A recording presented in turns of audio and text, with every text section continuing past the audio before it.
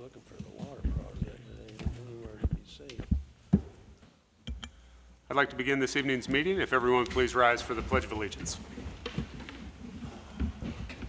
I pledge allegiance to the flag of the United States of America and to the republic for which it stands, one nation, under God, indivisible, with liberty and justice for all.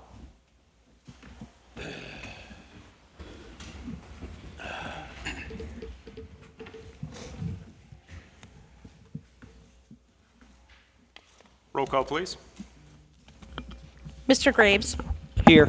Ms. Cloyd, Present. Mr. Funk, Here. Ms. McElfresh, Present. Mr. Hickman, Present. Mr. Brown, Here. Mr. Hagedorn. Here. Thank you.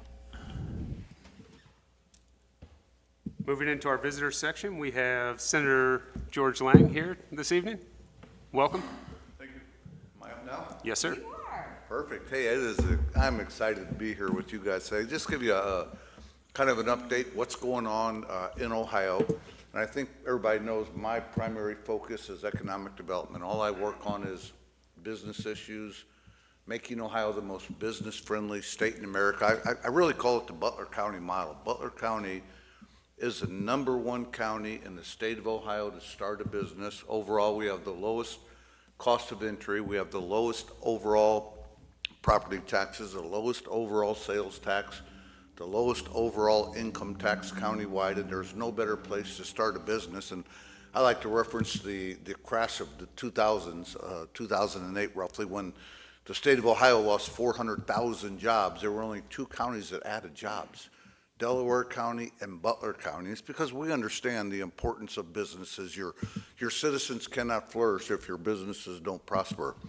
So when I went up to Ohio about 10 years ago in the State House, we were the 46th worst state in America to do business in. 10 years ago, not only were we the 46th worst state, we were the 5th most left state, not politically speaking, not from a political ideological perspective, people physically leaving the state of Ohio. And I like to compare it to 1970. Now, Christina, you're too young to remember, but you ask Michael, he'll tell you. Not only was the music a lot better in 1970, but it was, Todd, you know it was. Yeah. But rock and roll, Ohio itself was rocking and rolling. Some simple statistics to help crystallize it in your mind. 1970, the average Ohioan made 10% more than the average American. In 1970, we were the 12th largest economy in the world, just the state of Ohio. And in 1970, we had 24 congressmen. Fast forward to 2020. In 2020, the average Ohioan went from making 10% more than the average American to 12% less. Last year, they actually made 4% more, and I'll tell you why in a second. Ohio, we went from the 12th largest economy in the world to the 24th. Slightly bigger than Morocco, but still a shadow of where we used to be. And we went from 24 congressmen down to 15. No other state in America got their butt kicked worse than Ohio in terms of percentage of congressional representation lost. So you ask yourself, why? What happened? I can tell you what happened. Government is what happened. In 1971, we put in the income tax, one tax after another, one regulation after another.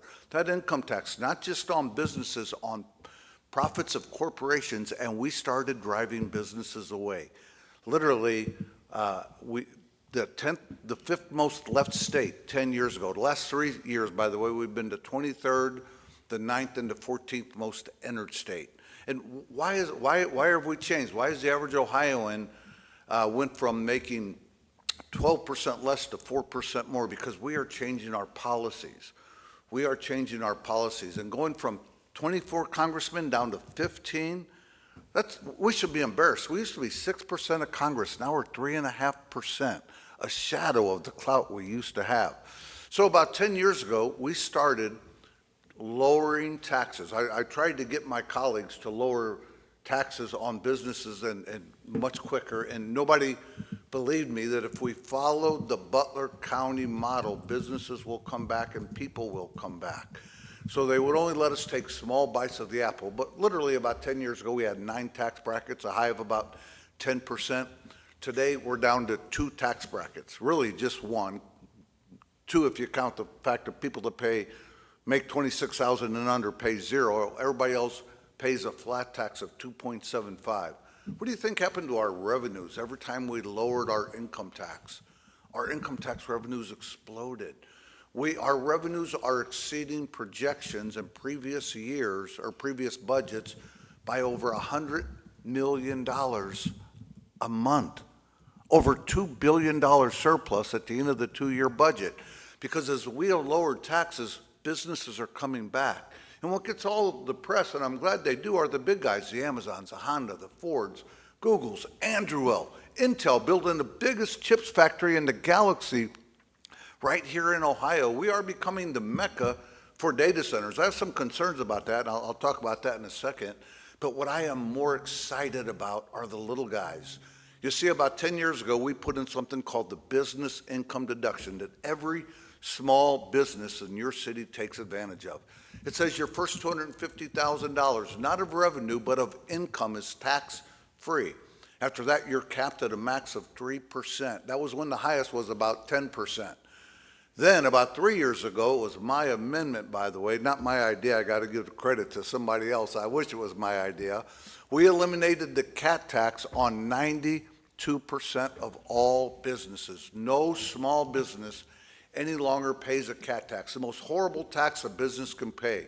You can do $10 million in sales, lose $2 million. You have a $2 million loss, and you owe the cat tax on the sales number, not the profit number. So we eliminated that for all small businesses. And what has happened?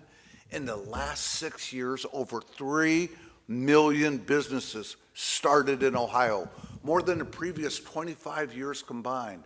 We are now the startup capital of America. 14% of all businesses, new businesses last year, started in Ohio, and we're not slowing down. This year, we're on pace to add about 1 million businesses so far, and we only have our numbers through April.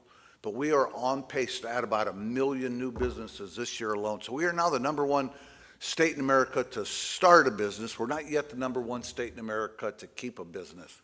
So it is our objective in the next budget to eliminate the income tax altogether, along with eliminating the capital gains tax. Only one other state in America has no capital gains. Ohio will then become the #1 state in America for a business to start in. We haven't added a congressman since 1940. Think about that. I promise you, in 2030, we will add a congressman. I started the Business First Caucus, our goal that we established 2 years ago. We established goals when I started it 5 years ago. We blew every one of those goals out of the water. Our goal for the Business First Caucus now is $1.16 trillion by 2030. What do I mean by that? We want to grow our economy. It was about $750 billion in 2020 to $1 trillion by 2030. That'll put us back in the top 15 economies in the world. That's where I get the 1 trillion from. And where do I get the 16 from? Our number of congressmen. We will add a congressional representative in 2030. Sports betting is now legal in Ohio. Bet the over on that. If there's a money line on us adding 2, you might want to take that too. So Ohio is moving in the right direction in a big way. We still have problems. We still have problems with property taxes. #1 complaint I hear as I travel the state from, and not from businesses, but from individuals, my property tax is too high. So I look at the last election though, 66% of all levies passed. That tells me people don't want to pay the property tax, but they want the services that you guys provide. They want the clean streets. They want the first responders, the parks, everything that local governments do. But the real big problem with property tax is really twofold. That property tax is not the issue. It is the manifestation of the issue. The real issue is this. Local governments in general are spending way too much money. They're spending way too much money. Our school districts, I love them. They're doing a great job. Butler County is one of the best. And I get together with superintendents, treasurers, and leaders of the unions on occasion. And at my last meeting, there were about 14 districts there, and I talked about the cost of administration. And every single district said, well, it's not us, well, it's not us, well, it's not us. And I think individually that they are most likely right, but do we really need, don't hold me to the number, I think it's 16 school districts in Butler County? I think that's the number of public school districts, 16. Do we really need 16 when Florida has a total of 88, one per county, and we have 612 in Ohio? In Ohio, Florida has an 86% higher population. So local governments, I think in general, there is a spending problem, not a funding problem. And the other big problem with the property tax is this: it's the only tax that you have to write that check. I believe if people had to write their income tax check once a month at the end of the month or once in a quarter, it would be just as painful.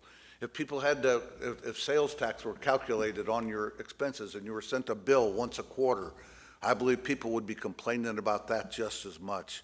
So property taxes are high. We've passed some bills to address it, but we still have to look at local spending, and we have to look at better ways to make sure that the tax is more fair and more equitable for all.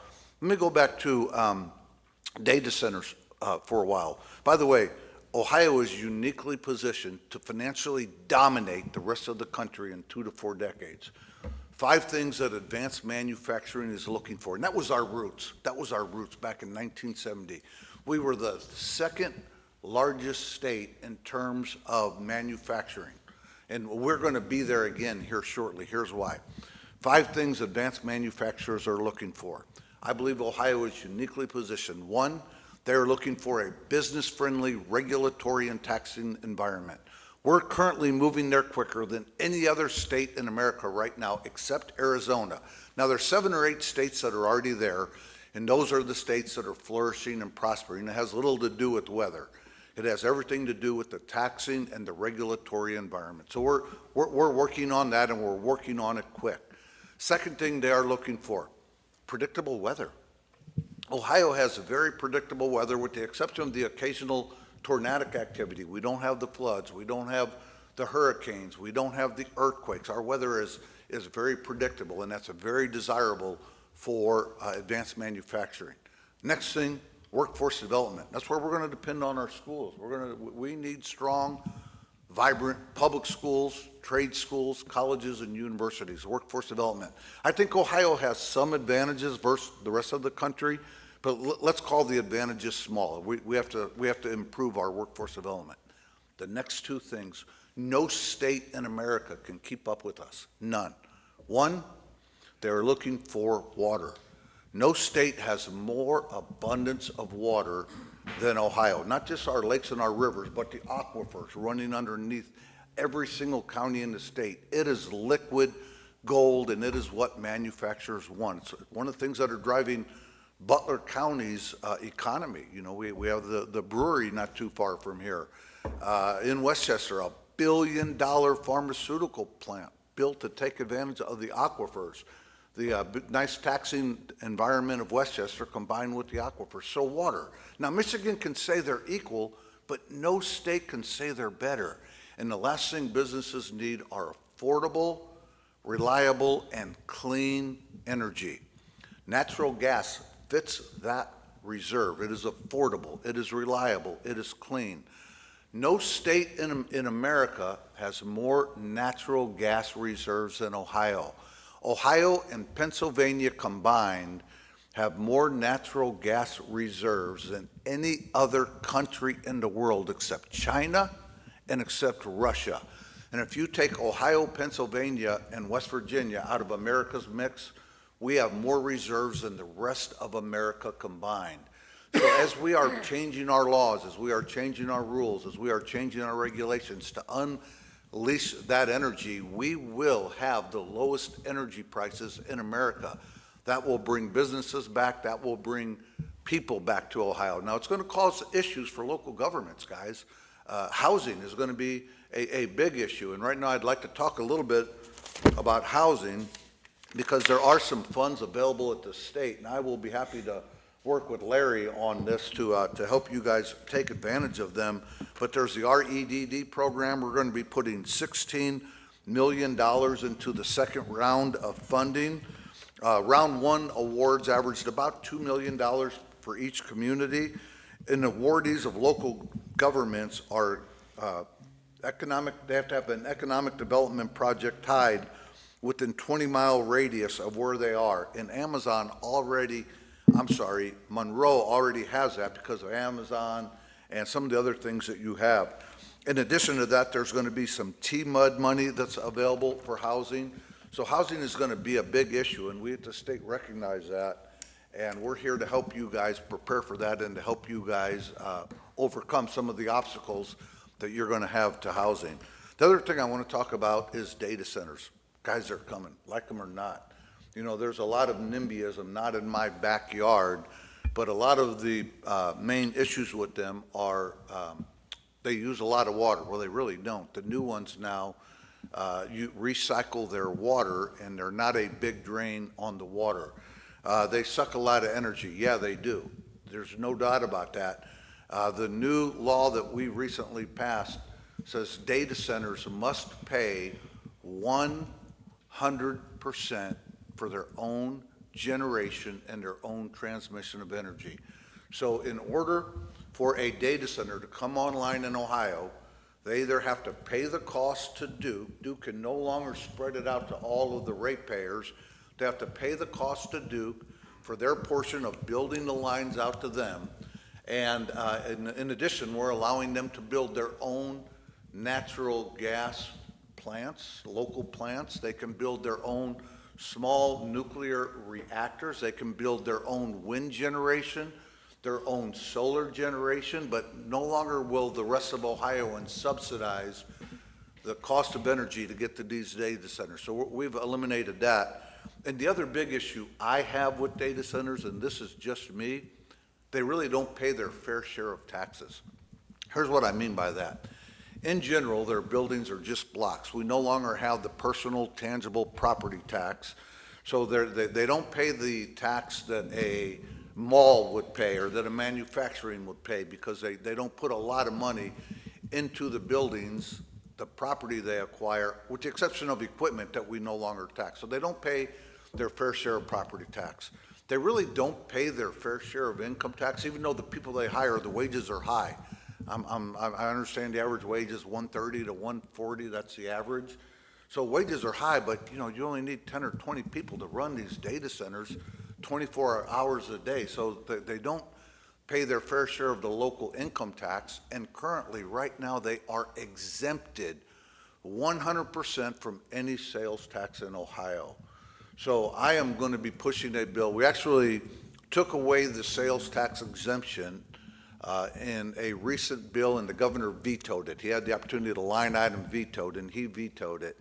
So I met with the data centers, and I said, will you fight me if I allow you to keep the sales tax exemption at the state level only?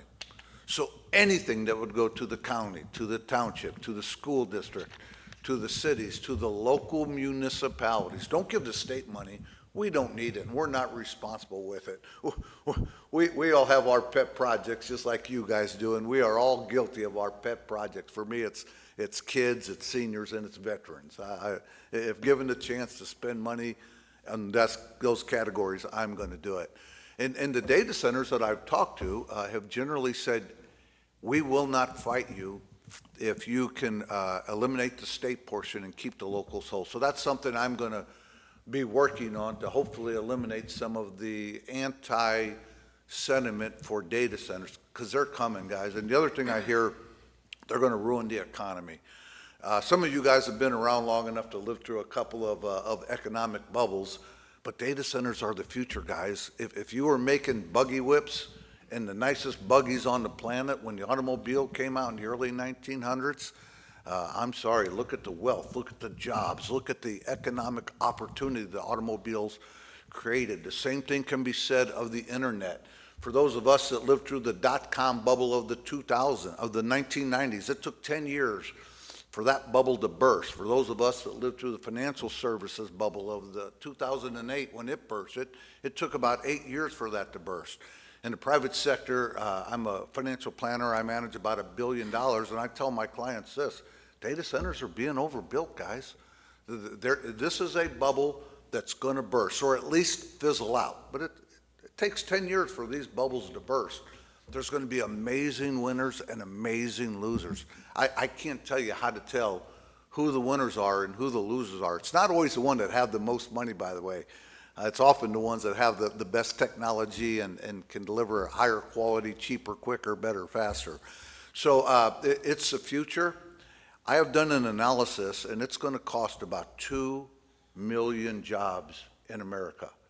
That's a big number. That's a lot of people that are going to lose their jobs. Like I said, the same thing happened when the internet came out, when automobiles, when the telephone came out, when smartphones came out, what this did to the economy, the jobs that this cost.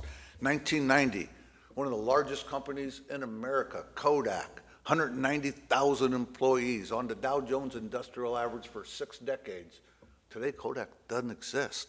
The internet wiped them out. And same 1990 on the Dow Jones Industrial Average, you would have seen companies like Sears, like Kmart, like JCPenney. Today, Sears is down to 9 stores. And at the time, they were the largest employer in America. So yeah, we're going to lose 2 million jobs, but that doesn't tell you the jobs, the wealth, the opportunities that are going to be created by artificial intelligence. That's going to be driven by data centers. Like every single technology that comes along, it's going to far exceed the damage that it does. So I'm here to tell you, Ohio is in great shape. I'm proud you guys in Butler County, and especially here in Monroe, have led the way and showed us how to tell the state the way to get things done and to do things right. And with that, I will answer any questions or address any comments or lewd remarks. Any questions from council? Perfect. I will work with Larry on some of those funding sources. I will say thank you, Senator, and thank you for helping the city secure some grant funding, and I wanted to let you know that it's being put to good use. I appreciate that, and most of my focus at the local government level is primarily 2 things, and it's to attract and retain businesses, and I would encourage all of you guys to kind of accept this as your main core competencies. One, our first responders. I want to see the best police, fire, and paramedics that we can have, bar none. That is something that is very important, not just to your citizens, but to your businesses as well. And the second thing that I want to see is infrastructure to attract and retain business. The more of those types of projects you bring to me, the more passionate I'm going to get, the more money I'm going to pull out of Columbus for you. So thank you very much, Mayor. Thank you. Everybody have a great day. You too.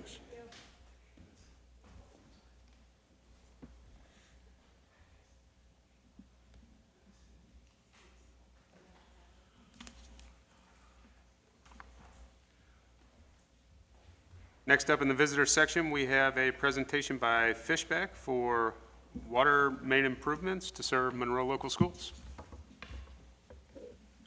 Good evening. Thank you, Council, for providing this opportunity for us.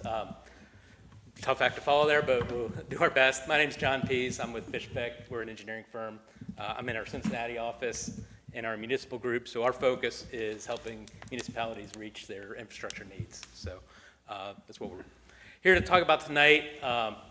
So as you know, we've been helping the city look at water main improvements, and specifically the area around Yankee Road, Todd Hunter, and the high school. So we looked at several means to improve water service in this central area of the city. Currently, the water system is sufficient for everyday typical usage. But when it comes to a fire flow, we do what's called a fire flow analysis with our modeling software. And that helps us figure out, if we can deliver a high volume of water that's needed during a fire. This is measured in gallons a minute. So, looking at that, we did actually the city did a fire flow test at the end of Deneen Avenue and found a flow rate of just over 1,400 GPM, gallons a minute. Our model that we developed for the city back in 2020, we did a capital improvement plan for the city then. We did flow testing at that time, calibrated our model, developed it, calibrated it, and then we did an update to that in 2023. Anyway, our model is currently showing GPM at this area of 1371. So very comparable fire flow. We're within 3% of the measured value. So we feel like our model's, a good springboard for looking at the capacity of the system. Now, in talking with the fire department, the high school, and especially with the proposed improvements in the area, we're needing a value of 3,000 GPM in this area for fire flow. So if we're around 1,400 now, we need to do some improvements to make that happen. At first, we looked at can we provide some redundancy, because right now there's just one feed off of a line to the on the east side of the school property, and that's kind of in that cyan color there, just to the right of the track. So there's one feed there. We wanted to run a new main across the top of the school, the north side of the school there. That's in kind of the magenta color, and then also the orange to get it all the way over to Yankee Road. This would help, but it wouldn't provide the 3,000 GPM that we were trying to achieve. So this kind of became a central element of several different alternatives we looked at that would get us all the way there.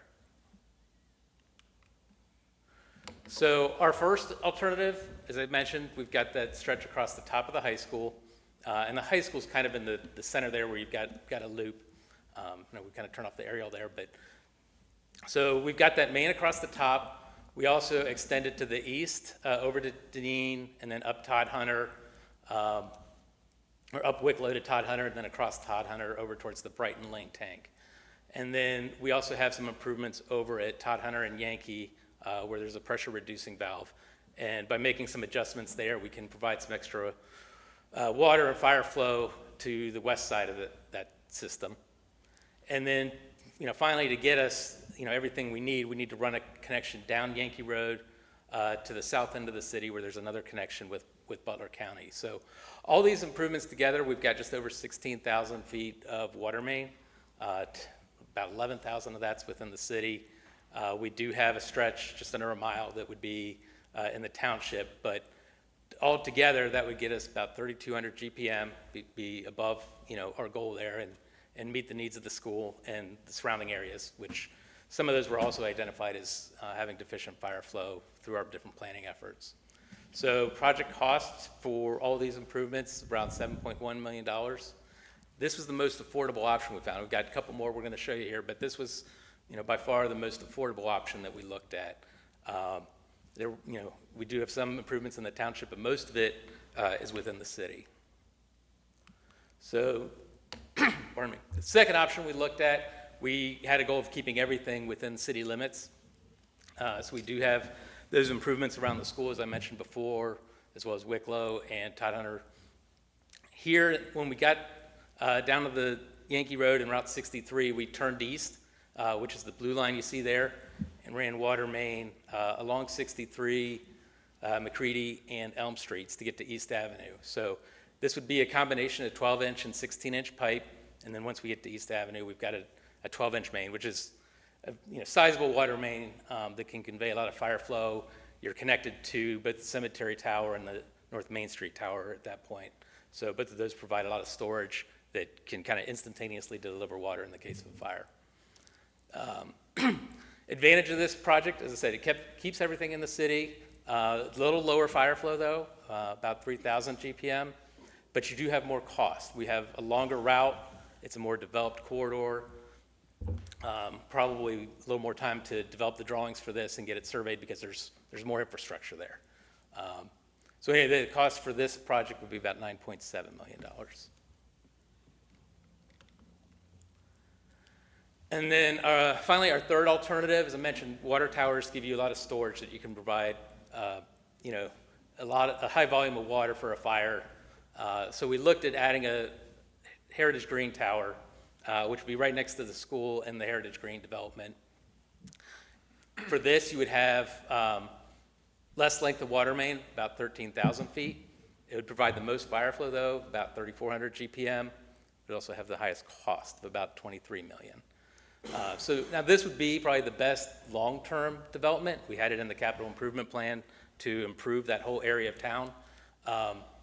But as you see, with $23 million, it is the most expensive option, It's going to have probably the longest project duration. Those water towers, they have an extended lead time over just putting pipe in the ground with the other two alternatives. And when I say extended duration, I mean I'm talking years. So instead of being able to develop the project in 18 to 20 months like the other options, we're probably looking at 3 years or so. And the school's time frame is 2028, so this tower is not going to be online day one, and we're not going to be providing the flow requirements needed at the school at that time. So just kind of quickly summarize our technical comparison here. So as you see, they all have that 3,000 GPM or more that we're looking for. You've got kind of the least amount of main with that water tower, but the water tower itself is a very expensive component and adds to the time frame. So as I said, you got 18 to 20 months for the other two alternatives, whereas you're probably looking closer to 3 years on the water tower option. And of course, cost, I'm sure that would be a big driver for the city. So we broke this down. We've got cost of improvements within the city and in the township. That much more of it, even in alternative one, is going to be within the city. But that option one, you're going to have your most affordable project at $7.1 million. We can look at the other two, but the water tower, like I said, you're not going to have what you need day one with that option in alternative three. So, and we also kind of considered the easement requirements of each of these projects. Most of it can be done on city land. There's a couple cases where we're going to need to work out an easement, primarily with the school, but there are a couple other private easements that we would need to work out. The requirements are about the same for all three, though. It's just a question of which properties are affected. So we've included in the engineering fees, like the plat and the legal description generation, that kind of thing, but none of these options have the actual property acquisition costs. That's something that we need to be reminded as we talk to the homeowners and whatnot. So I guess with that, I kind of open it up, see if there's any questions council has on these different options for improving service. I have a few questions. One of them is the current school. What is the GPM right now for that one? Do you know? Is- So the fire flow that we did on the hydrants was 1407. 1407, and you're wanting how much for the new building? 13 or 3,000. 3,000? 3,000 at least. Okay. Is that sufficient for the school we have right now? Yeah, I think it would be. So let me ask you this. So we're going to run a line down the north side of that 12-inch line. Why couldn't the school tap into that line? Across the north side of the school property? Yeah. They would. In all three of these alternatives, we would tap into that line. The problem they- is that line alone can't deliver the 3,000 GPM that the school would need. Okay. Yeah. It's kind of confusing to me that we've got 1,400 on one and we need 3,000 for another. And So- you can't use a 12-inch line to get what you need. And you have to connect it. You have to run a line all the way around Lemon Township to get it. Yes, sir. So water systems thrive on redundancy and looping. So right now, you've just got that stub at the end of Deneen, and we can tap onto that, but that's only going to provide the 1,400 GPM that is currently there. Now, if we do upgrades, up Wicklow and Todd Hunter, that helps. If we can provide water from the other side of the system, which is where we have the Yankee Road or Main Street improvements or the combination thereof, that provides water from both directions in the case of a fire. So you're not limited to just that 12-inch that's coming across the school property or the 12-inch up on Todd Hunter, but you've got a 12-inch there and the 12-inch coming up from the south, feeding it from both. So you effectively have a 24-inch main when you do that. So that's why we want to come at it from multiple sides. I have a quick question. I just have a quick question, just a point Sure. of clarification. So what I heard you say was that the current school right now has a, I don't know the correct Sure. terminology, pressure, flow, Flow, whatever that is, of 1,400, correct? Yet, what I hear you saying on what we need to add is to pump that up to 3,000 at least. Correct. Correct? But you just said the 1,400 was sufficient, so explain the difference to me, because I'm not understanding. What we have now is sufficient for the school, correct? So the, Mr. Grubbs? my understanding is it was just under what we needed today. I didn't hear the last part of your question, I'm sorry. That's okay. I will repeat it, just for you. No, the current school has a pressure, I'm just gonna call it that, a pressure flow of 1,400 approximately. Yet what's being shown to us this evening is the statement that we want it to be at least 3,000. That's correct. So, when the question was asked, is what's supplying the school now at 1,400 adequate? You said yes, and I'm just curious, then why do we need to pump this up to 3,000? I thought you were asking if 3,000 was adequate, not 1,400 is not adequate. Okay. 3,000 would be adequate. Okay. And 3,000 is the, That makes more sense to me, I was trying to process that. yeah, the 3,000 would be sufficient for the current and future Okay, of the school. that was my next question, so, good. I've got a question. Yes, sir. So can you explain the pressure drop between option 1 down Yankee and option 2 through the city? Because it wasn't quite as high. It's over the 3,000, but not quite as high.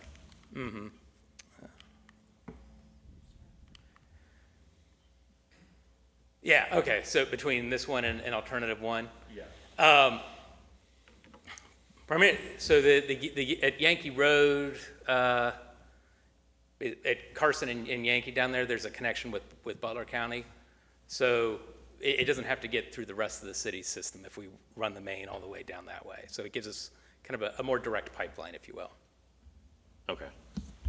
And as I said, we've done a lot of hydraulic modeling to kind of sort all that out, but we've been looking at this for what, about 3 months?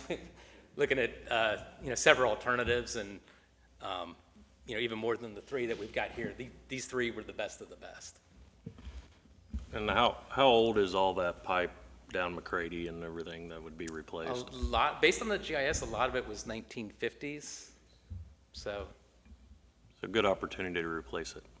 sure. Yeah. This might be a question for city management or Assistant Chief Grubbs. If we decide to build a water tower, can we acquire some pumper trucks that the schools can rent, that we could just park up there? Not an option? I think that you said if we built a water tower, it would take care of the problem. Yeah, but not on day one, so we would have to have something in the interim. Are you aware of anything we could do in the interim if council decided to go with the water tower option? We do have another client where we looked at, they want to take a water tower all the way offline while they rebuild a new one on the same site. There are some temporary facilities, there's also a cost that comes with those. But, they looked at one option that would be basically constructing a temporary water tower. Well, that's going to take time and resources and funding to do that. There are pressure tanks that you can rent. However, you're talking about storing 15, 20 semi-trailers there that are pressurized. So there's additional pumping cost and rental costs that go with that option as well. Sure. So that would only add to the 23. Absolutely, absolutely. But when we look at opportunity cost, and even you said it makes more sense when we looked at master planning to have a water tower at that location. I just think it's something that we would consider. Okay. Any other questions from council? Yeah, I think I do just want to understand a little bit more in like the mutual exclusivity between alternative 2 and alternative 3, trying to like look at long-term planning. Maybe Mr. Lester, Mr. Morton, you can help me understand a little bit more. If we didn't do alternative 2, for example, and there's known issues with Elm Street and McCready already, if we were to try to see around corners and anticipate the need for those water mains that are older, smaller, with known issues, when would they become our problem?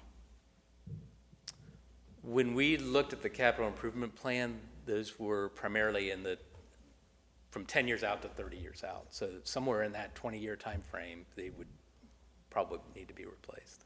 And similarly, based upon potential housing density in Monroe, knowing it was already in the capital planning, if we were to opt out of alternative 3, when would the water tower come back as being necessity if we did not move forward with it now?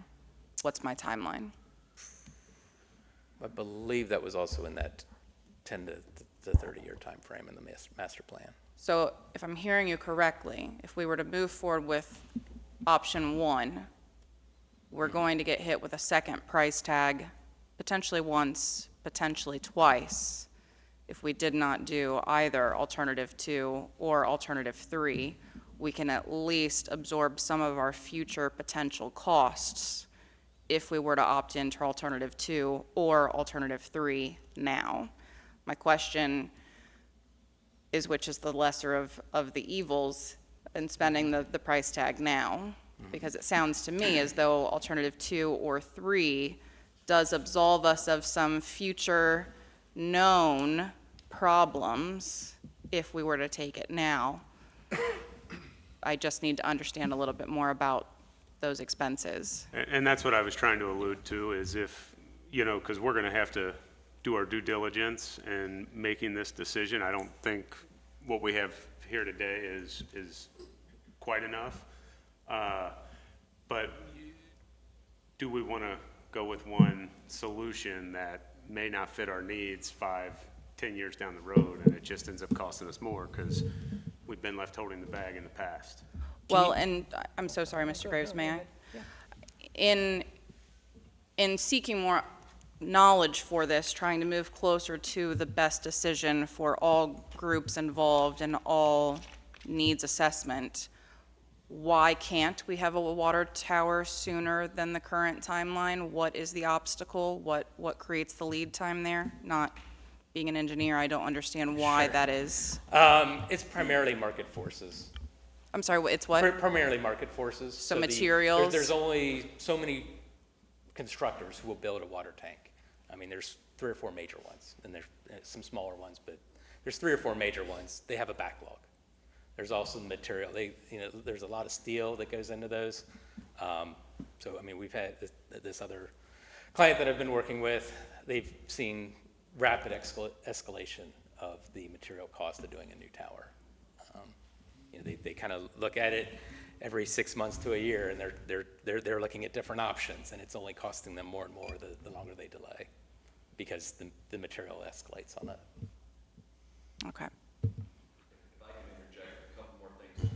Alternate 2 and alternate 3, if you build alternate 3, you build that tower, the element main, when those lines become obsolete, when you replace them at roughly the same size. He had to upsize this, so the cost for alternate 2 is higher if you don't build the tower. So just recognize you don't look at the future and say 10 years from now, we're going to have to build the full alternate 2 and build the full alternate 3. So keep that in mind.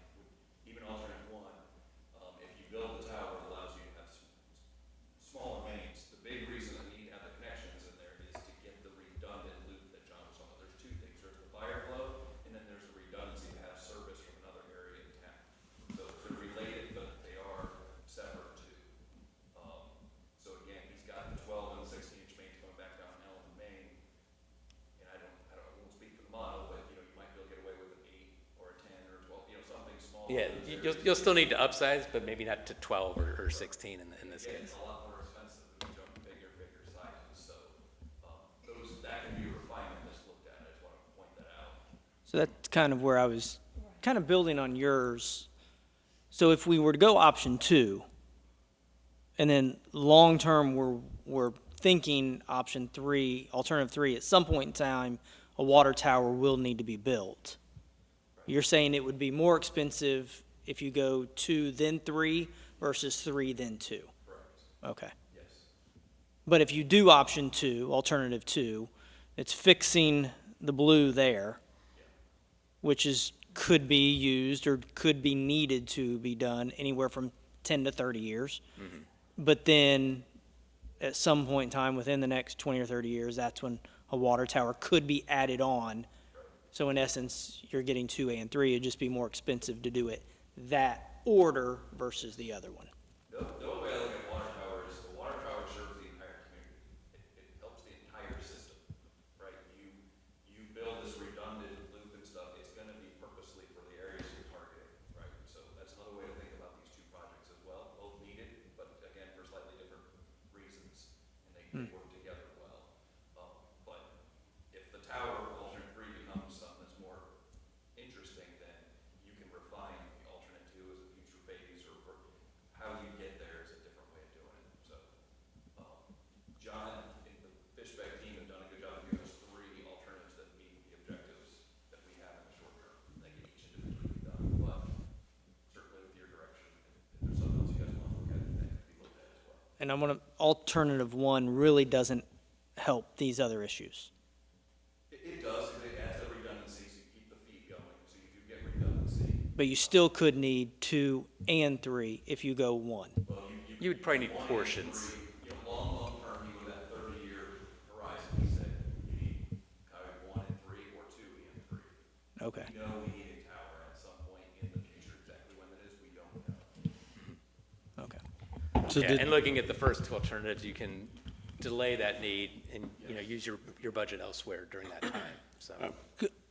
Quick question. So you said on option 3, though, that would be difficult to get done because of builders being able to, Correct. so if we went with option 3? If you went with option 3 today, you're probably looking at 3 years out. Okay. And so that would put us at 2029 and the school opens in 2028.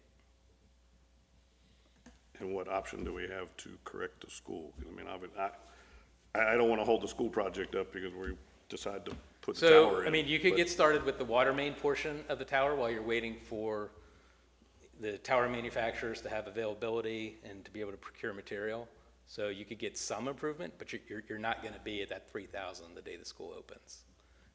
And we talked about maybe you could do, the temporary tower really wouldn't even be an option. Like I said, you might as well spend your effort on the full long-term plan.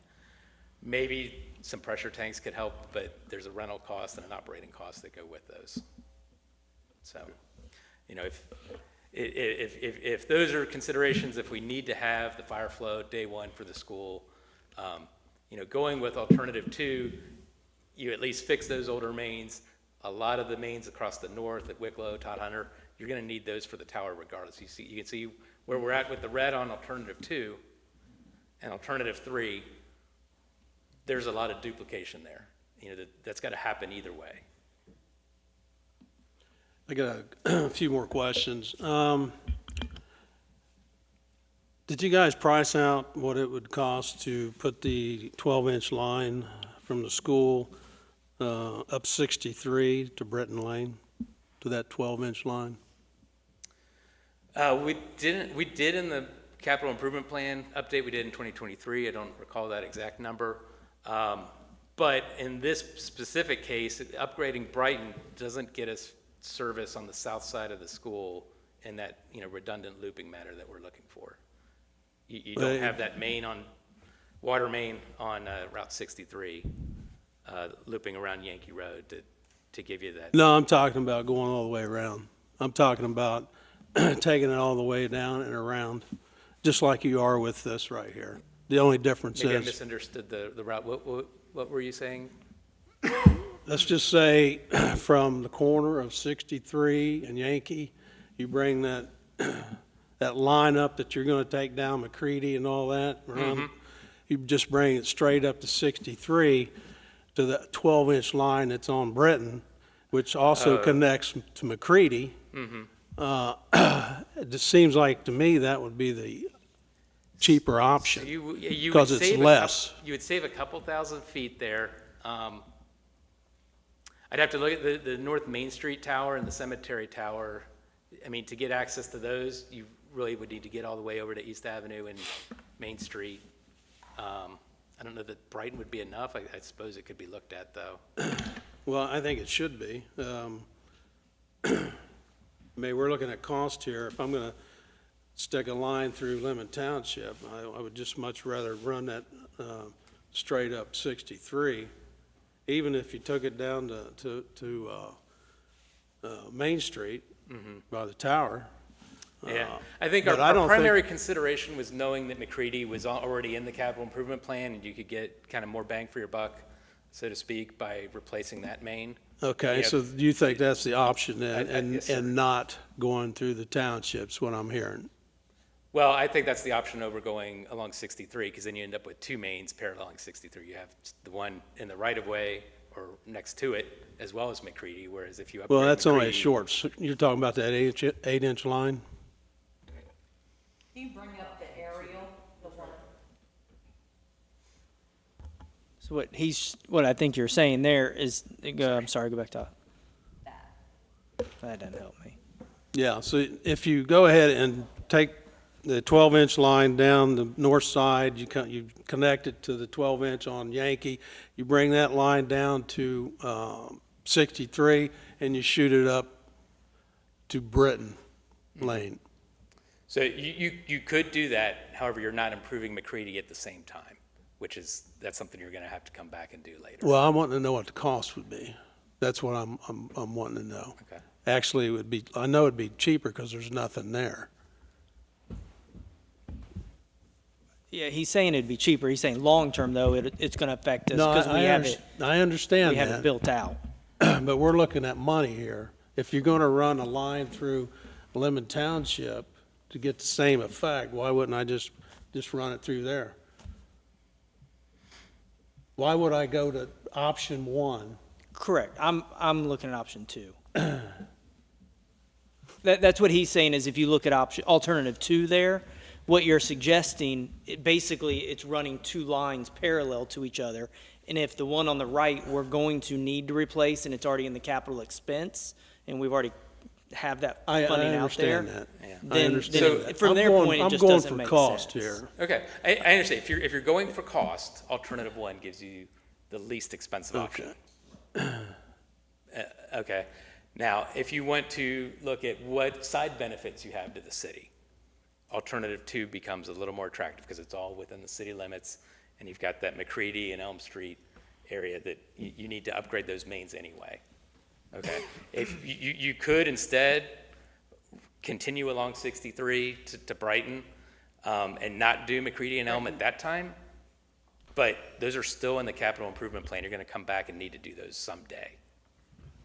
Right. If I may, if I may interject in that too, if you go with that option and tie in at Britton Lane, you're not getting to the other 2 feeds from Butler County, and you're back in the same position that we're in with a single feed to the school, where if we have a big enough issue on the north side of 63, between 63 and Todd Hunter Road going down to the school, we lose this school entirely. And by tying into that line, you would be in that situation still where you could lose the entire that whole side of the water system and not have a back feed around to the school. We're essentially trying to create a back feed. When we're talking about redundancy, we're talking about a second feed. So if it goes down from one side, we can back feed it from the other. Right now, if we have a break in certain places in our system, we could not get water to the school. For That could example, happen if today. there was an issue at the Brighton Lane tank, Yeah. okay, right now it feeds via Todd Hunter to the school. And if we run a line up to Brighton, it's going to be in that same position. it's going to be in that same position. And yet, one of the other things, I mean, just to keep in mind, we're not here to make money, but the ROI on your investment going all the way down 63 to Main Street, you're going to have to bore under Main Street because you're not going to open cut it. That's going to add significant cost, and you're never going to get return on any of that investment from Yankee Road to Cincinnati Dayton Road because there's already mains feeding all those businesses and homes, and it's already developed. So it'll essentially be a transmission main that you're installing, so you're not giving any benefit by going that direction to the system. If you go down McCready, which is a fine option, right? When we brought the first option, we brought it to you because it was the most cost-effective option, point blank. And it still is the most effective option. But option 2 is a good option as well because it replaces aging infrastructure. We don't even know how old the main on Elm Street is. We don't even have records. Everything over Brittany Woods, Deneen, that's all 1950s. We have no records of Elm Street. And there are issues there, and there's issues on McCready. Either of those options are fine, right? And again, with the number 3, there's still 13,000 feet of main that needs to be replaced along with the tower to be able to make that number work. Without that 13,000 feet, you don't get that same flow rate that he's showing you. He's showing you the flow rate with 13,000 feet of new water main plus the water tower. So it's these are really, truly, and honestly, these are the 3 options that work. I mean, the computer model has told us that that's what this is, and so, but you guys did a the key modeling? is to get tied into these other 2 feeds on the south side of town to be able to get the redundant loop back to the school. So you did a modeling on this? Yes, sir. Did you have the results for that? Did we get that? As far as, You said you did a modeling in the city water system, right? so we developed it originally in 2020 and provided the city a memo on the development of the model. We did an updated to the city's master plan in 2023, provided a memo for that. We have a memo started for this process, but until we, resolve which alternative we're going with. But wouldn't you do a modeling before? I mean, this is 2026, so wouldn't you look at that now? I think. So and that's why we had the fire department do a test there at the end of the Dean, was to assure that the model was still relevant and valid. We came within 3%. It's just, it really, 1,300 something GPM for the school we have now, and now I'm feeling like that's not adequate. And we didn't do nothing about it. Is that what I'm hearing? So when we just let it sit there at 13? 2020, and then, again, we looked at it again in 2023. At those times, the school was just barely on the threshold. So we had a threshold at like 1,500, and it was kind of right on that line of what we would consider deficient or not. So we had a series of improvements within the master plan to work towards having better coverage in that area. And, at this point, with the school expansion, we see that we need those improvements even more, and that's why we presented these options to you today. So when this is all said and done, that both schools is going to be at 3,000? The 2 facilities on that property, Yeah. we'd have a 3,000 GPM available to us. So you'll do away with the 8-inch line that goes behind and connects to the school now? So that line remains within any of the alternatives. The one on the east side of the property would stay there. But we need to provide redundant feeds on the west side of the school. So that's why we've developed kind of these loops on each of these alternatives. Okay.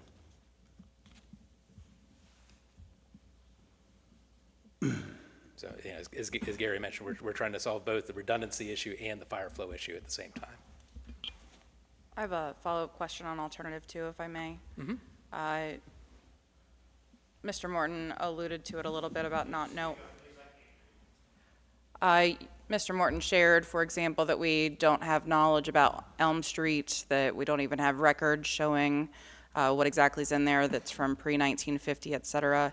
Being new to it, and maybe if you're not a resident on McCready, maybe you're not aware of it, could we highlight just for the record what some of the known issues are? My reason for that is that if we were to move forward with alternative 2, I want any residents who are affected with construction to understand why the change in their quality of life is happening during the time of construction. I also believe that if we were to go with alternative 2, it has potential to impact Fourth of July parade, which would also be a concern for our community, and would want to make sure that we understand why there was a value proposition to changing the landscape on Elm Street and McCready. So what are the known issues? They must be documented, or, you must know what the known issues are. There must be some documentation beyond just not knowing what it looks like under there on Elm Street because there's no records. I just would like it, for the sake of the meeting and for the community to know. Considering the age of the pipe, it is due for replacement. I mean, and we've had several main breaks over the years that we know is causing, it's old cast iron pipe, and, so McCready is cast iron as well. And so I believe, part of the reason that cost is escalated is because when you go down McCready, when you're going through the township, there's not any service connections. Well, please the don't county misunderstand me. and I'm less focused on. You're going to get Mr. service Morton, connections. Mr. Morton, I can pause you, just some energy. I'm less focused on the cost in my question. I'm focused on the impact to the community members who live at Elm Street and McCready. When things happen in the community, sometimes people feel that they're happening to them. And so I would like there to be context about what the known issues have been. You've been helpful with that, with the not knowing what the records look like prior to 1950, and that there's been several water main breaks. But for a large portion of the community, this would change even, for example, their commute to Kroger Pharmacy. When you think about our demographic, that it will create chatter in our community about why, and I think that the why is always important. We are going to make a decision somewhere in the future of this that will impact several people's driveways, their routes, things like that. And I think that, if we're saying that there are known issues, it's worth it to say what those issues are. I would be impacted with my drive, and I would want to know why this, why now. And so I think it's fair to say it out loud. Yeah. I understand your concern, and as Gary said, that there have been recorded main breaks there. Also, we know the age of the pipe. I mean, we don't know exactly the age of the pipe, but we know it's at least old enough that it's due to be repaired.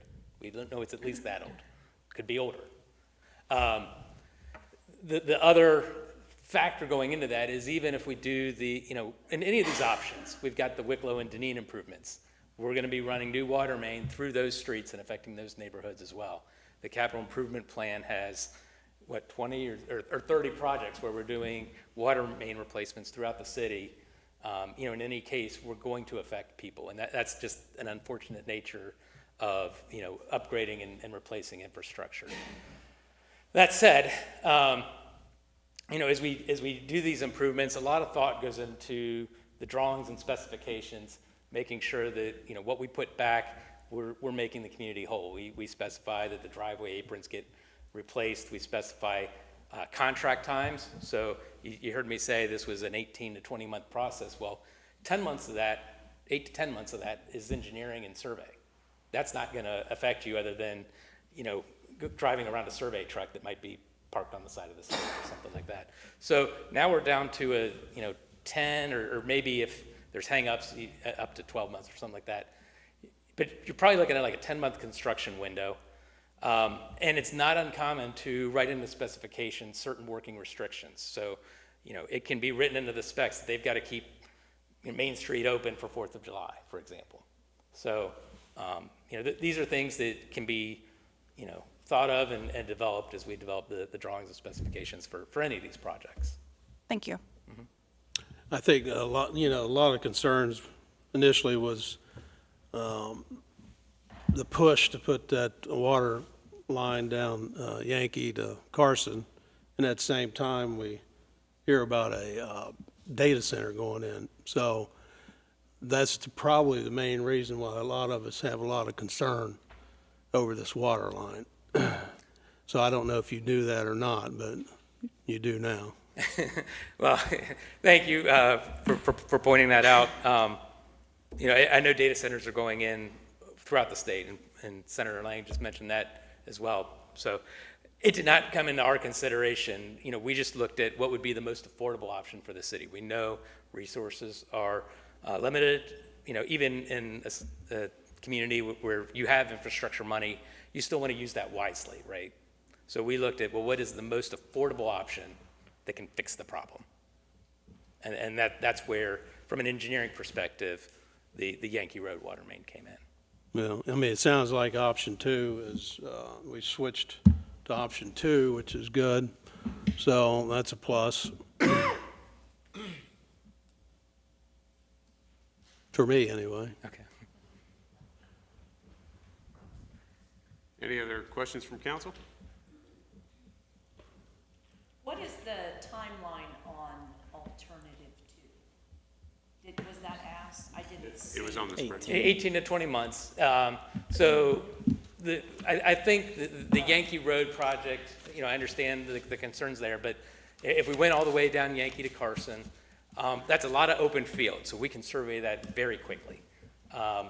And there's not a lot of other infrastructure to work around. You know, we don't have the concerns about maintaining service, repairing as many driveways, you know, set closure times around, you know, city events, to the same extent as we do with the other alternatives. So that one could probably happen quicker, but yeah, about 20 months on the. There's only about a 2-month time frame between the two. I know that's 2 months, but I mean, in the bigger In the scheme of things, picture, it's not that's a lot of time. It's not that much, I don't think, difference. I guess my question is with alternative 2, we meet, we are able to address currently, you know, some older infrastructure. I think that's a plus. But at the same time, I want to make sure that this is within a timeline. If the school opens fall of 2028, okay? I just want to make sure that option will meet that deadline.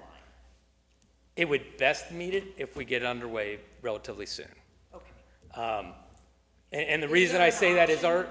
the project starts with survey, right? So we've got to get all of our survey information. Currently, I mean, if Fishbeck is doing the work, our survey department has some capacity to get started relatively quickly. That's not always the case. Sometimes they get a larger backlog.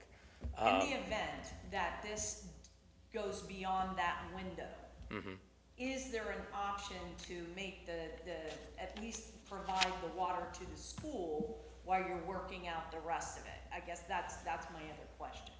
Sure, yeah, I mean, the project could prioritize the improvements, you know, on the west side. I'm just asking. Yeah, Because and then, you know, you don't want to be the entity that causes another entity harm or Yeah. pain, right? so if we're looking at alternative 2, I mean, the mains in red there that would get service to the school, well, it wouldn't get 3,000 GPM, which is our goal, but it would at least provide the redundant, you know, some redundancy early on, and then, you know, But over it the. provides the safety needed in that snapshot of a moment until the bigger system comes online, correct?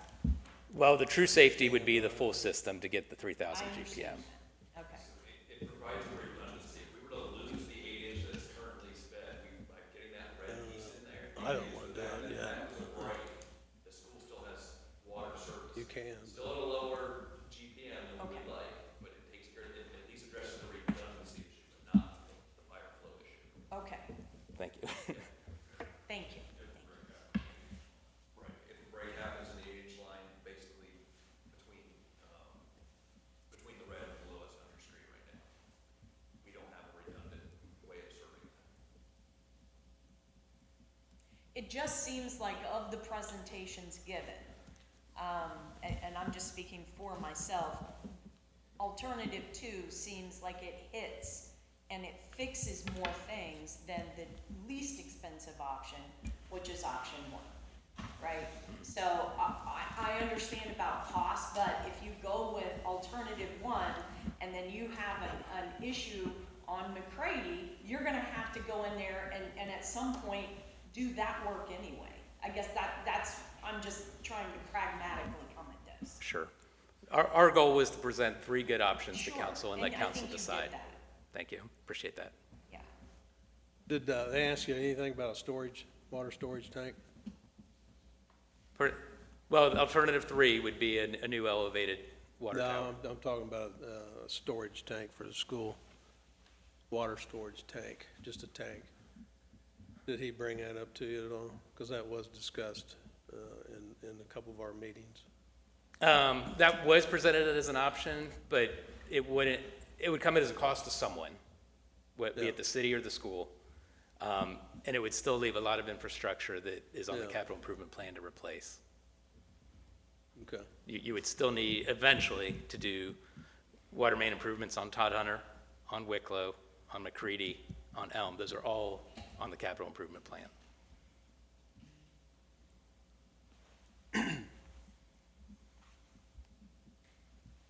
All right. We good on council? Yeah. Thank you. Awesome. Thank you very much. Thank you. Appreciate it.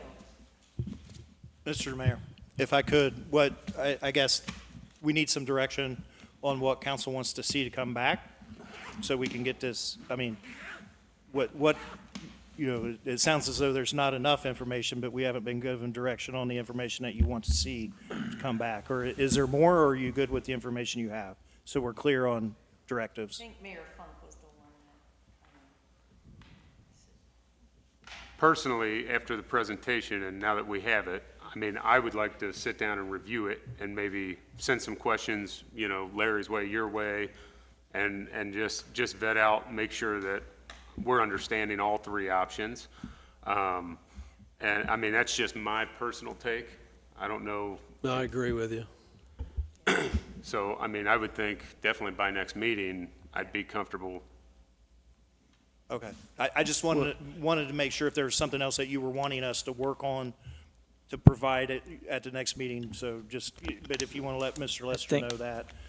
Sounds like we should put it on the work session for the next meeting. well, it sounds like That's Mr. fine. Brave. Well, I was just saying, I want to make sure your question is, if we're deciding on, we want to see more information on one of these 3, I don't know, do you want us to wait until the next meeting to tell him that? It sounds like we should let them know, and then you can present and we can move forward from there, correct? Yeah, I mean, I would recommend letting them know as soon as possible so that they can prepare for the next meeting, maybe in administrative reports, and then ask for direction. That way it's not stringing it out another 4 weeks. Because back to the timeline, I think we'll Gotta make a make sure that it's I think we'll make done. a decision by the next council meeting. okay. I mean, I'd vote right now. I I- don't care. I already know what I mean, I already I'm know fine which one voting I'd now as pick, and well. it's not I Yankee don't need Road, more so. information. I just want to make sure, we can't keep pushing this off. It's got to be done. I just have one, The intent was the next meeting, that we have 2 weeks, right? Council has 2 weeks to ask questions, get more information if you need it, to make you feel comfortable in making that decision at the next council meeting. Well, I can tell the superintendent wants to come back to every council meeting from now on. What are you looking for direction-wise? Well, I would just say that you would essentially, I just want to know, what do we need to do? Is there anything specific that you can tell us today? But if you want to look at this, I would say that we would need those questions within 1 week. So we have Time to get part of the first of that second to reply and get those answers and get it into the report for the next council meeting. Well, you've already got option 1, legislation for it, right? Right. So why don't you just make one up for 2? Okay. And That's then you'll fine. be ready either way. Okay, that's fine. I just want to make sure we're giving you, if there's something completely different that you were going to want, we need to get started on that soon. If it's going to be one of these, 2 of these 3 options, then we have everything we pretty much need, just any questions you may have to answer, right? I'll just ask the question, is anyone leaning towards option 3? Do we need to have the 3rd one written up? No, not me. Well, I mean, I don't know that, as far as writing it up, but the questions, some of the concerns that are popping into my head would be to talk over the financials with Jake and how funding these projects look. Yeah. And then maybe even in respect to well, is there some ROI in some of this infrastructure? And does it help offset the cost? But I mean, I just don't want to leave any stone unturned in regard to that. No, you're right. Yeah. I think that's absolutely fair. If we want to look at option 3 then, or alternative 3, then we're going to have to add in the additional cost that we're going to need to make the schools ready to go. Because the 23 is not going to help them. I hate saying that, but it's not going to be done in time. So now we're adding additional that I'd like, if that's the option we want to go with, it needs to be added in. I agree, but I guess that's kind of where my brain's going now, not to option 3, but if we go with option 3, the schools won't be ready, but we need to do what's best for the city as a whole. Yeah, you still need to replace the lines that they're talking about, so it doesn't make any difference. Even if you put the water tower up 5 years from now, or 15 years, whatever, you still need to replace the lines that we're talking about. Well, and you don't know between now and then, could there be some grant funding opportunities For to the help tower. offset that cost? Could there be, depending on if a developer comes in, maybe they can do some sharing and offsetting some of that cost? I'm just suggesting there's other options potentially. Okay. Mr. Morton, is that sufficient? Thank you. In the visitor section, we have a visitor card for Superintendent Buskirk of Monroe Local Schools. Timely visit. Thanks. Thank you for just giving me the opportunity to speak. I won't take more than a couple minutes. I know this is a very important and expensive decision for the city, so I appreciate you guys taking time to really investigate for the community. Just my ask is that the decision be made as timely as possible. We are set to do the building to go out for bid May 14th, which is right around the corner. And when we met with the fire department, engineers, we were kind of at a point where we're basing things on what ifs and maybes, and so for us to get our drawings out to get competitive bids without a bunch of confusing alternates, we just really, we need a decision moving forward without the delays. And like they said, if they need to get started as soon as possible to make sure that we are, that it is corrected before the new building is open. So I'm just asking that, you really make that, take some real thought into this and make the decision as soon as possible, just for the school's sake. So I appreciate that. Do we have enough information to make some decisions, or do we need more? Or? Yeah, okay. There's, at least you know where the line's coming in at to the school, so I guess that that's should not- help. The issue's not coming in, we know where it was gonna come in, and at the very least, they would, it's kind of because they have to tie it in 2 spots. I'm not an engineer, but I just was sitting there, they were talking about all kinds of pits and Well, I don't flow think, and stuff, so they, I just want to make sure that the engineers and design team that are on the project have enough information that they can get accurate drawings out for bid. I don't think the line changed on the school, did it? Am I wrong? For any option, as far as directly to the school, that line's the same? Yeah. It's the same. Can you come up to the mic? Thank you. I'm Assistant Chief Matt Grubbs for anybody that doesn't know me. So I think the thing that is still in a gray area is the unknown. It sounds to me, I don't want to put words in your guys' mouths, but it sounds to me that you guys are leaning towards one of the options, which is a very good thing. But I would hate to advise the school to go ahead and plan for something that has not been passed yet at this point.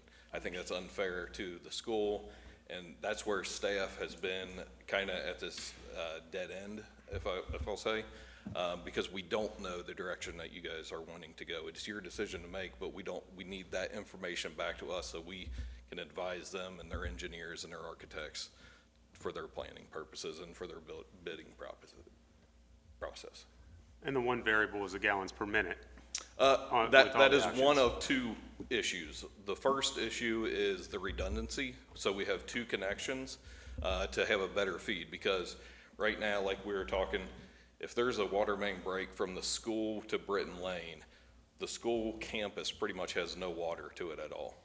That is a major issue for a lot of reasons, right? So that's issue number one, is redundancy, providing the two feeds. So if one goes down, you have water coming in from another source. And then, so that's why we need that water line on the north west side of the campus. And then the second issue is the gallons per minute. So doing the infrastructure upgrades, that kind of overcomes both of those obstacles. And I'd be very comfortable for the future with these upgrades that we would have sufficient water. Awesome. More than happy to answer any other questions. For them to move forward, though, is there a huge difference between alternative 1 and 2? For the engineer's perspective? I think there was like 200 gallons per minute, I believe. Are you talking like the difference between option 1 and 2 as To far move as, like- forward in drawings and things like that? Oh, that would be for these gentlemen. Because he mentioned May 14th being when to meet and get these things out for drawings. Is there a huge difference between alternative 1 and 2 that would affect those bids? Start the project. Yeah, it wouldn't, that question's not for Fishbeck, who's here tonight, because there are engineers. That is for the school's engineers, who's trying to finalize the design at the school, because until we can tell them exactly what infrastructure we're putting in, the school's design team cannot finish their plans because they don't know exactly what's going to be asked of them at those connection points until we decide as a city what's going in. Does that make sense? Yeah. So it's not for Fishbeck's team, that 14th, that's for the schools. The school is wanting to put the project out to bid on the 14th, so they have between now and the 14th to finish that design, which they can't, it's really hard for us to give them final direction until we know what design we're going with. Okay. Yeah, I think the most important piece, at least for the tie-in, is that northwest section. It was in red, I think magenta and orange, maybe.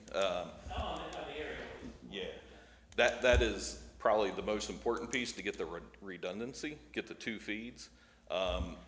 Figuring out if you're gonna go down Yankee Road or McCready to get the gallons per minute. That's like the second component of the overall plan. That's kind of what option 1 and 2 in both address that issue. Correct. Okay. Actually, in all three of them. Correct. Yeah. Yeah. Mhm. Any other questions? Mr. Busker, were you finished? I'm sorry, I feel like you got interrupted there and.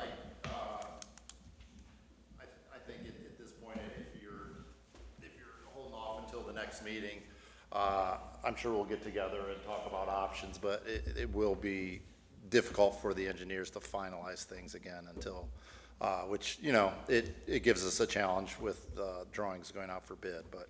Best we can do is 2 weeks. Hopefully that is enough time for everybody on this council to feel comfortable with an option and to move forward with the process. Okay, thank you. Thanks.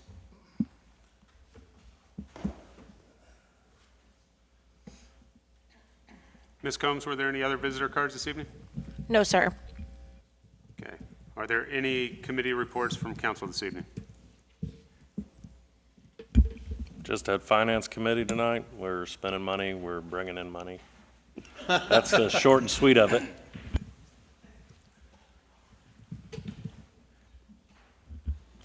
All right, we'll move into old business. First up is ordinance number 2026-07. I think you forgot something. We need to approve the Minutes. minutes. Okay, I guess first we will take a motion to approve the council minutes of April 14th, 2026, and April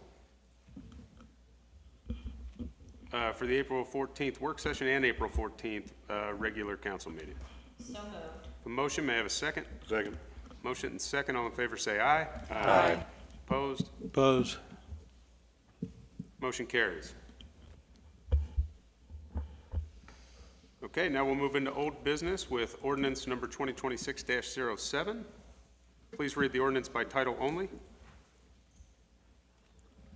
An ordinance rezoning real property containing approximately 47.1 acres, more or less, located at 3500 Salzman Road from LI Light Industrial to HI Heavy Industrial zoning. Okay, any comments or questions from council?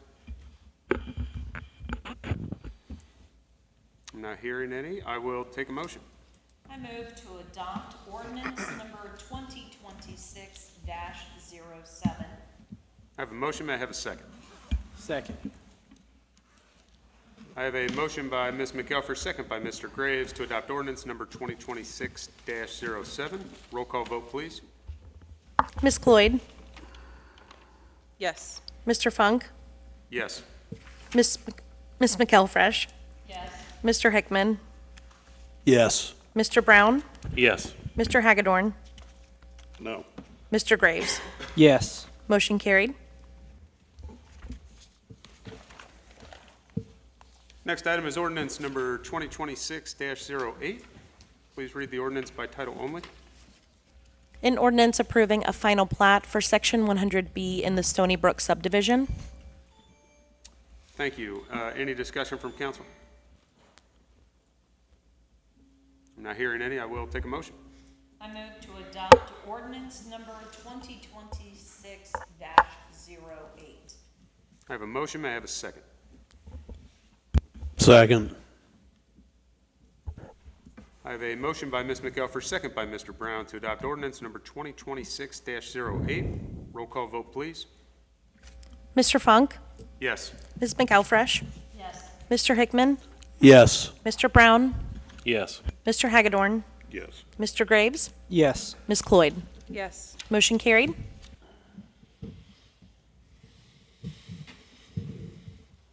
Next up, we have ordinance number 2026-10.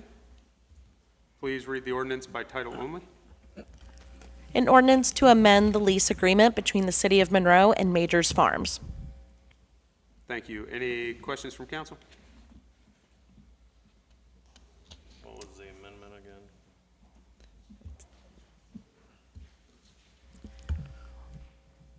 So their, council, I'm sorry, their lease, Majors Farms lease for Clark Boulevard property expires in May. So this will extend them through May 2027 at the same rate. That answer your question? Okay, if nothing else, I will take a motion. I move to adopt ordinance number 2026-10. I have a motion. May I have a second? Second. I have a motion by Ms. McElfer, second by Mr. Graves to adopt ordinance number 2026-10. Roll call vote, please. Ms. McElfresh? Yes. Mr. Hickman? Yes. Mr. Brown? Yes. Mr. Hagedorn? Yes. Mr. Graves? Yes. Ms. Cloyd? Yes. Mr. Funk? Yes. Motion carried.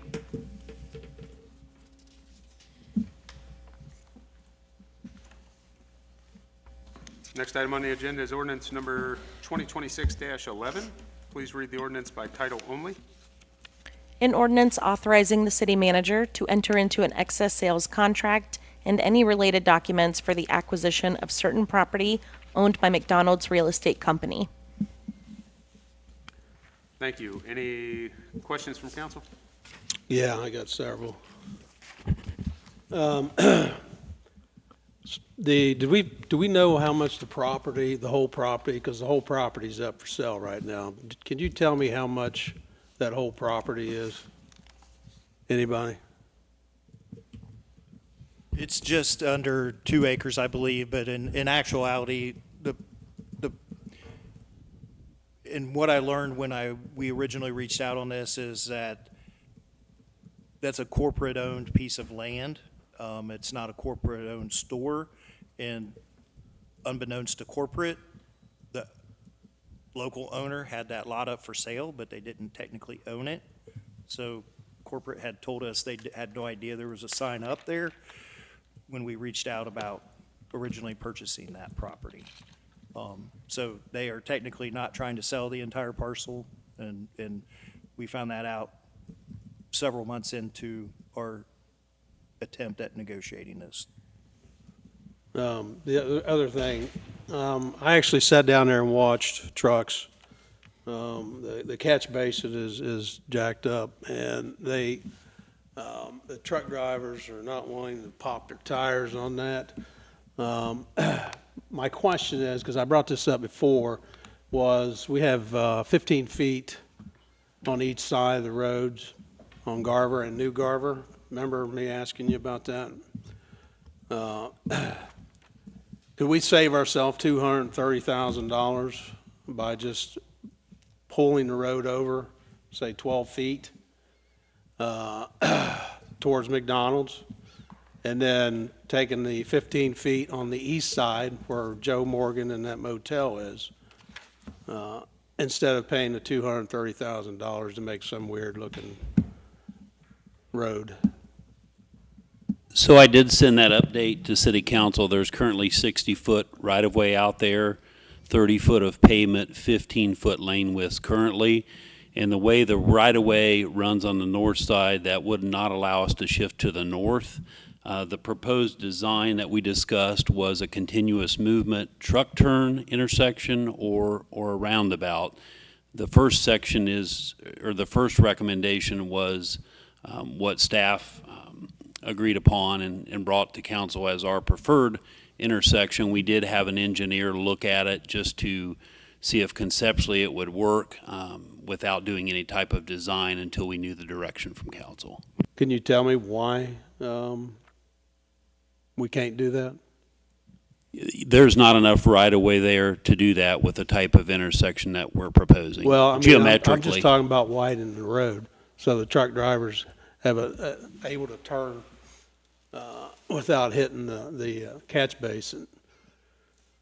So it really has to do with the turning radius of a Right. semi? That's what I'm talking about. And that intersection would have to be redesigned geometrically to accommodate a semi-tractor trailer. Right. And 15 feet on the north side and 15 feet on the south side would not accommodate a truck to make that turn?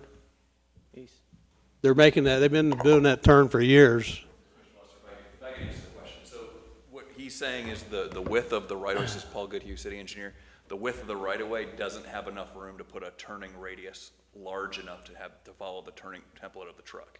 That's why you see the swing has to go wide. So we don't have enough room. We would be into right-of-way any way we go. And so we're pushing the right-of-way to the open parcel of land. Okay. Well, It was investigated. We don't want to buy land if we don't need to. This is the solution that gets the trucks through that intersection. those trucks been going through that intersection for frickin' years. And they're tearing it up. Well, they're tearing it up because they ain't got the right catch basin there. But even if we replace the catch basin, they're going to go right over it anyway. I mean, Well, my point it's is, in their turning path. like I said, if you take the 15 feet we have on both sides, that gives you plenty of room to turn.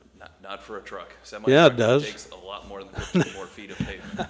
You keep the pavement you have right now, and you add 15 feet on both sides. Well, the engineering analysis didn't show that, so. Well, I mean, we have a design that will work for a 25-mile-an-hour truck to move through the intersection and not get into the catch basin or the power pole that's there, into the stop signs, any of those things we've had to replace and keep getting hit. okay, So, okay. sorry. Even if you widened it in the T intersection as it is, if you widened it, it would still, the truck turning right would still get into the oncoming traffic coming to the stop sign. That there's not enough room to correct that problem of getting into the oncoming traffic. So, yeah, I mean, I see what Todd's saying. You widen the road, the truck will make it and never leave You pavement, but move- it won't stay in its own lane. You move the lane over, and you move the lane on the, on the east side over as well. Instead of buying $230,000 for a strip of land, I'm not gonna pretend to know more about traffic engineering than a Well, traffic engineer. like I but said, they've been making those terms for years. on the wrong side of the road and tearing up our catch basin. You would almost have to do it on all corners and extend it everywhere, because what they're saying is you can extend it here. It's gonna but you cost still us can't way turn. more than $230,000. Correct, this is just for the land. Yeah.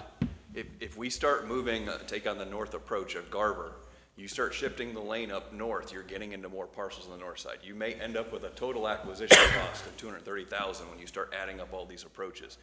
This design essentially limits us to permanent right-of-way in only one parcel, versus you may have 5 or 6 and to shift the road over. That this was the best design that meets the objective of keeping the trucks in the lane and getting them safely through that intersection. So. Thank you.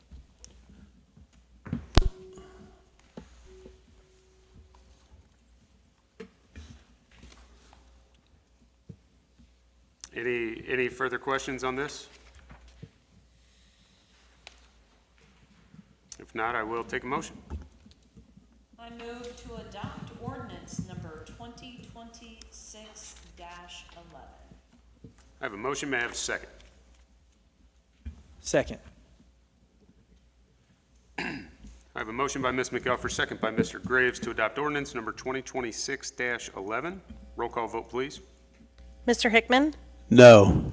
Mr. Brown, Yes. Mr. Hagedorn, No. Mr. Graves, Yes. Ms. Cloyd, No. Mr. Funk, Yes. Ms. McElfresh. Yes. Motion carried. Moving into new business, we have resolution number 23-2026. Please read the resolution by title only.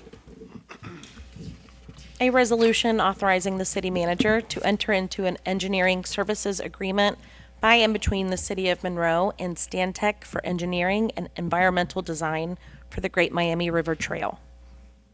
Thank you. Are there any comments or questions on this legislation? Not hearing any, I will take a motion. I move to adopt resolution number 23-2026. I have a motion, may I have a second? Second. I have a motion by Ms. McElfresh, second by Mr. Hagedorn to adopt resolution number 23-2026. Roll call vote, please. Mr. Brown, Yes. Mr. Hagedorn, Yes. Mr. Graves, Yes. Ms. Cloyd, Yes. Mr. Funk, Yes. Ms. McElfresh, Yes. Mr. Hickman. Yes. Motion carried.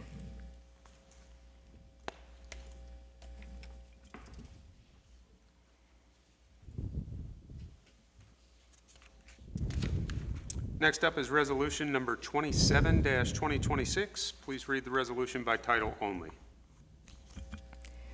A resolution authorizing the city manager to enter into a memorandum of understanding by and between the City of Monroe and other participating political subdivisions in Warren County for the purpose of establishing and maintaining the existence of a task force to provide tactical response in specialized situations requiring a law enforcement response. Thank you. Is there any discussion from council? If not, I will take a motion. I move to adopt resolution number 27-2026. I have a motion. May I have a second? Second. I have a motion by Ms. McElfresh, second by Mr. Brown to adopt resolution number 27-2026. Roll call vote, please. Mr. Hagedorn, Yes. Mr. Graves, Yes. Ms. Cloyd, Yes. Mr. Funk, Yes. Mrs. McElfresh, Yes. Mr. Hickman, Yes. Mr. Brown. Yes. Motion carried. Next item on the agenda is emergency ordinance number 2026-12. Please read the ordinance by title only. An ordinance providing for the termination of a tax increment financing exemption previously authorized by this council by amending ordinance number 2004-26, approved on August 10th, 2004, under the authority of Ohio Revised Code Section 5709.40, declaring certain parcels of real property to be non-performing parcels pursuant to Ohio Revised Code Section 5709.40A9, approving related matters and declaring an emergency. Thank you. Is there any discussion from council on this ordinance? Yeah, why is this an emergency? Good evening. This is emergency, so this is step 1 of 2. So you'll have an additional ordinance in May that creates the new TIF district. So in order to do that, we have to have this effective first.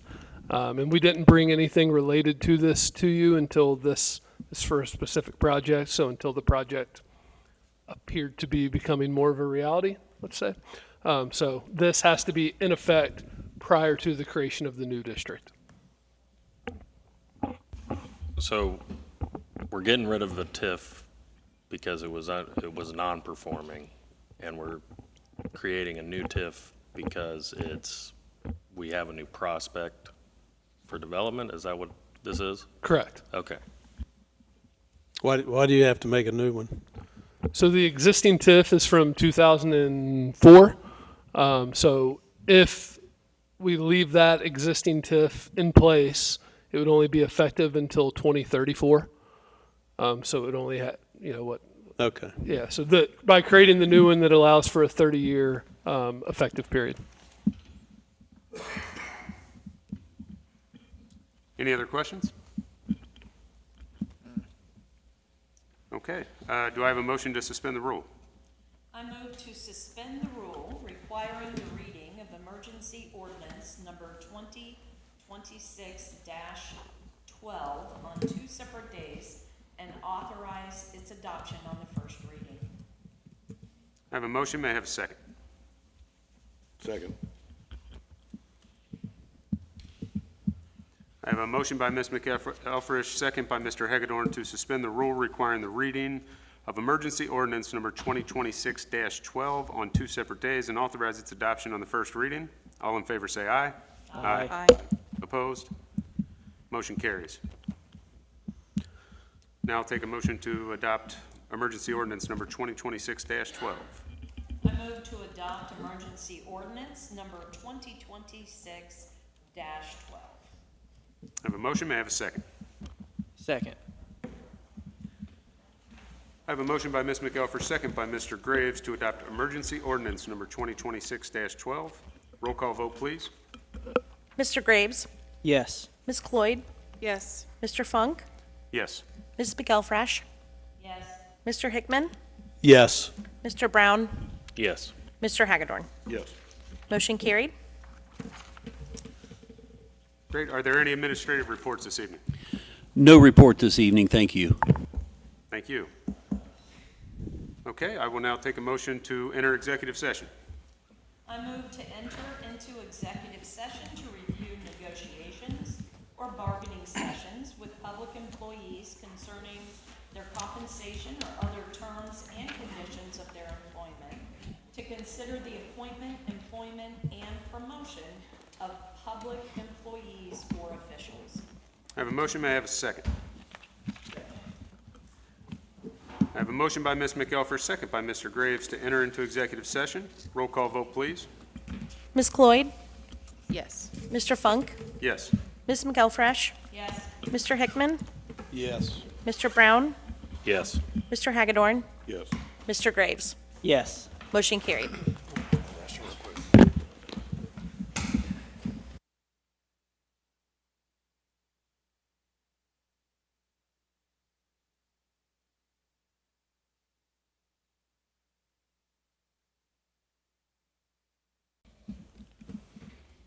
Take a motion to return from executive session. So moved.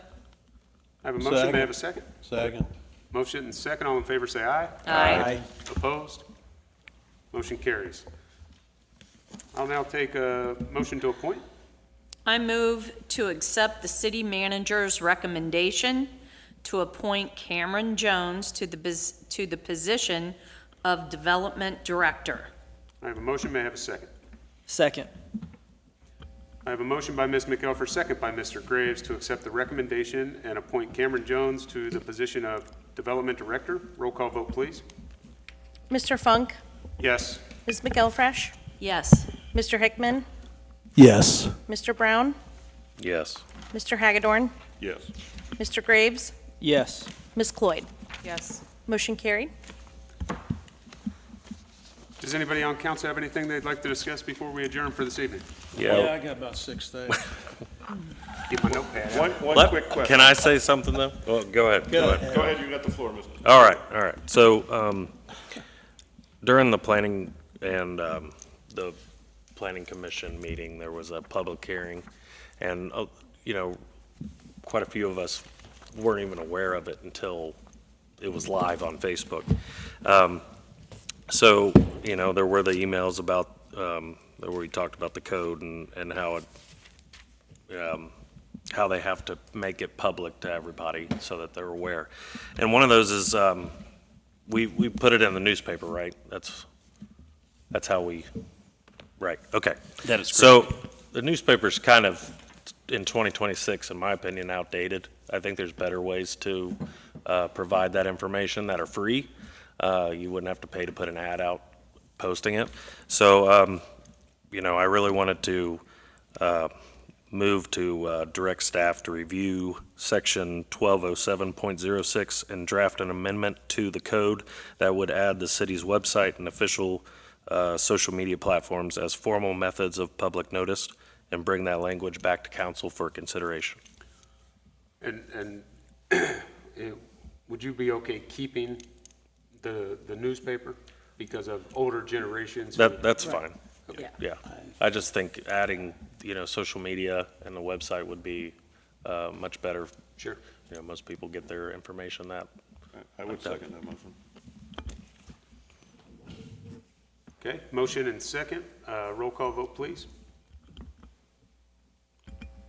Ms. McElfresh? Yes. Mr. Hickman? Yes. Mr. Brown? Yes. Mr. Hagedorn? Yes. Mr. Graves? Yes. Ms. Cloyd? Yes. Mr. Funk? Yes. Motion carried. I would like to add a little, to piggyback off that.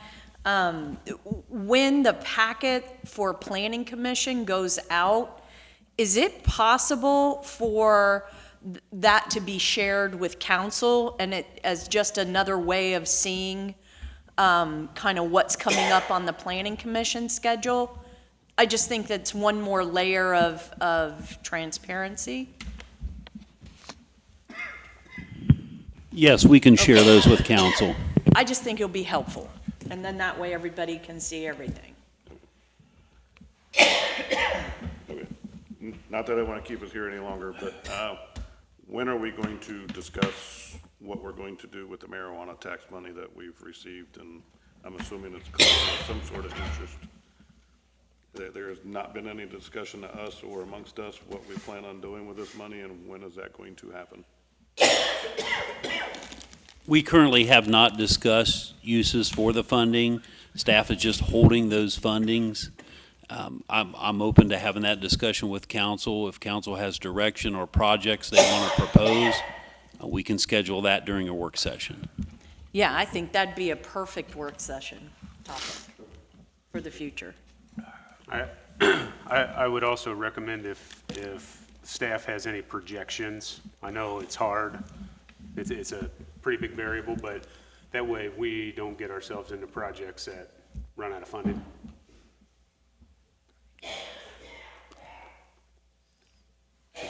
Should we adjourn before he gets back? Did you have anything? Oh, I will say, she's gone now, but earlier Sarah was here with HR. She did a fantastic job organizing the city event, and so we It went. was It was a wonderful. great time. I always enjoy getting together with that because you get to see all the employees. Yeah. And I know she put a lot of work into it and did a very good job, and so it was very, very well attended, I thought, and very well received. So thank you to Sarah. I second.